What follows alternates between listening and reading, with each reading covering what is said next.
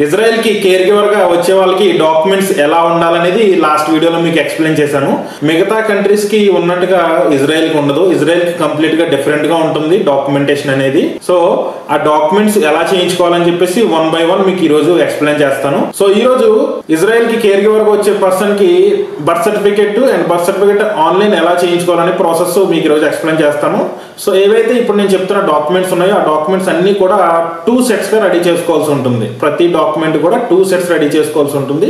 ఈ ప్రాసెస్ మీరు ఫాలో అయితే కనుక మీకు బర్త్ సర్టిఫికేట్ అప్లికేషన్ పెట్టుకోవచ్చు. బర్త్ సర్టిఫికేట్ అప్లికేషన్ పెట్టుకుని ఆ అప్లికేషన్ పెట్టుకున్న బర్త్ సర్టిఫికేట్ ని మీరు ఆన్లైన్ చేయించుకునే అవకాశం ఉంటుంది. సో చాలా మందికి ఈ పుట్టినప్పుడు పంచాయతీలో నమోదు చేయించడం జరుగుతుంది, కొంతమంది చేయించరు.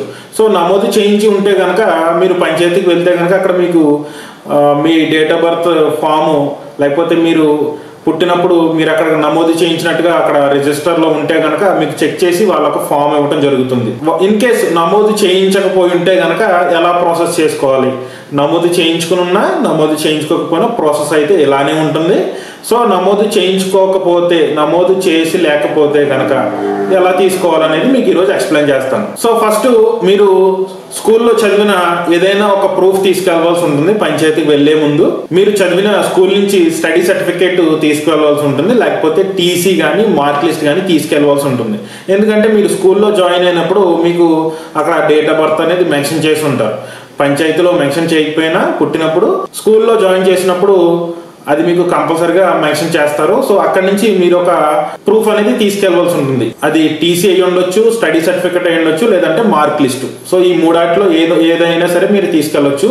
ఇది తీసుకుని మీరు పంచాయతీ దగ్గరికి వెళ్తే కనుక మీకు అక్కడ చెక్ చేస్తారు మీరు పుట్టినప్పుడు పంచాయతీలో నమోదు చేయించారా లేదా అనేది. ఈవెన్ నమోదు చేయించుంటే పర్లేదు, నమోదు చేసినట్టుగా వాళ్ళకు ఫామ్ ఇవ్వడం జరుగుతుంది. ఇన్ కేస్ నమోదు చేయకపోతే కనుక అక్కడి నుంచి మీరు నాన్ అవైలబిలిటీ ఫామ్ ఒకటి తీసుకోవాల్సి ఉంటుంది. పంచాయతీ సెక్రటరీ గారి ద్వారా మీరు అది తీసుకోవడానికి అవకాశం ఉంటుంది పంచాయతీలో. బట్ ఎవరైతే నాన్ అవైలబిలిటీ ఫామ్ తీసుకున్నారో అది ఒకటి అమ్మమ్మ వాళ్ళ ఇంటి దగ్గర నుంచి, ఇంకొకటి నాన్నమ్మ వాళ్ళ ఇంటి దగ్గర నుంచి, 2 దగ్గర నుంచి కూడా తీసుకోవాల్సి ఉంటుంది. ఒకటి ఇక్కడ కూడా నమోదు చేయించినట్టుగా లేదు కాబట్టి అండ్ అక్కడ కూడా నమోదు చేయలేనట్టుగా అక్కడి నుంచి కూడా ఒక ఫామ్ తీసుకోవాల్సి ఉంటుంది. సో ఈ 2 ఫామ్స్ ప్లస్ మీరు ఏదైతే స్కూల్ నుంచి తీసుకొచ్చిన డేట్ ఆఫ్ బర్త్ ప్రూఫ్ ఉందో, టీసీ గానీ మార్క్ లిస్ట్ గానీ స్టడీ సర్టిఫికేట్ గానీ ఏదైతే ఉందో ఇది కలిపి మీరు ఒక నోటరీ చేయించుకోవాల్సి ఉంటుంది. 100 రూపీస్ నోట్ పేపర్ మీద మీరు ఒక నోటరీ చేయించుకోవాల్సి ఉంటుంది వీటితో కలిపి.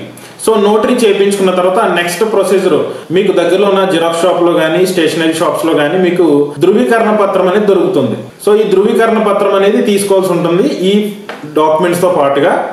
అది కూడా యాడ్ చేసుకుని అండ్ మీకంటే 5 సంవత్సరాలు పెద్దవాళ్ళైనా 5 ఆధార్ కార్డులు తీసుకోవాల్సి ఉంటుంది. 5లో కనీసం 4 అయినా సరే మగవాళ్ళు ఉండాలి. సో మీ ఏజ్ 30 ఇయర్స్ అయితే కనుక మీకంటే 5 ఇయర్స్ పెద్ద అంటే 35 ఇయర్స్ ఏజ్ ఉన్న వాళ్ళవి 5 ఆధార్ కార్డులు కావాలి. ఆ 5 ఆధార్ కార్డుల మీద వాళ్ళు సంతకాలు తీసుకోవాల్సి ఉంటుంది. అండ్ ఏదైతే మీరు తీసుకున్న ధృవీకరణ పత్రం ఉందో ఆ ధృవీకరణ పత్రం బ్యాక్ సైడ్ సాక్షులు అని చెప్పేసి ఒక కాలం ఉంటుంది. అక్కడ మీరు వాళ్ళతో సంతకం తీసుకోవాల్సి ఉంటుంది. ఆ 5గురితో సంతకాలు తీసుకుని ఈ ఆధార్ కార్డ్స్ ప్లస్ ఈ ధృవీకరణ పత్రము ఏదైతే నోటరీ ఉంది, నోటరీ ప్లస్ స్కూల్ దగ్గర నుంచి తీసుకున్న మీ proof and non availability forms ఏవైతే 2 ఉన్నాయో ఇవన్నీ కలిపి వీటితో పాటుగా మీ ఆధార్ కార్డు అండ్ మీ పాస్పోర్ట్ ఏవైతే మీ సెల్ఫ్ డాక్యుమెంట్స్ ఉన్నాయో అవన్నీ కూడా వీటికి యాడ్ చేయవలసి ఉంటుంది. Aadhaar card, voter ID, pan card ఏవైతే మీ డాక్యుమెంట్స్ ఉన్నాయో అవన్నీ కూడా వీటికి యాడ్ చేసి మీకు దగ్గరలో ఉన్న సచివాలయం నుంచి కానీ లేకపోతే పంచాయతీ నుంచి కానీ లేకపోతే మీ సేవ నుంచి కానీ ఎనీ ఆన్లైన్ సెంటర్ నుంచి మీరు ఈ డేట్ ఆఫ్ బర్త్ సర్టిఫికేట్ కి అప్లికేషన్ పెట్టుకోవాల్సి ఉంటుంది. మీరు అప్లికేషన్ పెట్టుకున్న తర్వాత వాళ్ళన్నీ చెక్ చేసి అప్లికేషన్ పెట్టడం జరుగుతుంది. ఈ డాక్యుమెంట్ పట్టుకుని మీరు అక్కడికి వెళ్ళిన తర్వాత వాళ్ళు అన్ని కూడా చెక్ చేసి అప్పుడు వాళ్ళు అప్లికేషన్ పెట్టడం జరుగుతుంది. నార్మల్ గా అయితే ఈ బర్త్ సర్టిఫికేట్ కి 1 మంత్ టైం పడుతుంది.